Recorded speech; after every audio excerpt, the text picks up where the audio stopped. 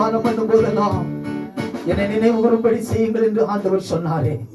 ஒரு விசை கூட அந்த கல்வாரி காட்சியை நம்முடைய கண்களுக்கு முன்பாக கொண்டு வருவோம். ஒரு குற்றமும் அறியாதவர்,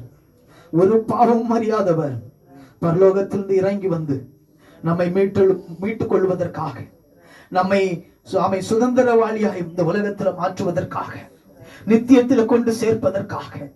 நமக்காக அவர் அடிக்கப்பட்ட அந்த இயேசுவை, நமக்காக நொறுக்கப்பட்ட அந்த இயேசுவை, கல்வாரியில் சிலுவையிலே தொங்கி 3 ஆணியினால தொங்கி ஒரு சொட்டு ரத்தம் இல்லாதபடி நமக்காக சிந்தி, நமக்காக இரத்தத்தை சிந்தி நம்மை பரிசுத்தமாய் வாழ வேண்டும் என்பதற்காக அந்த கல்வாரி காட்சியை நமக்கு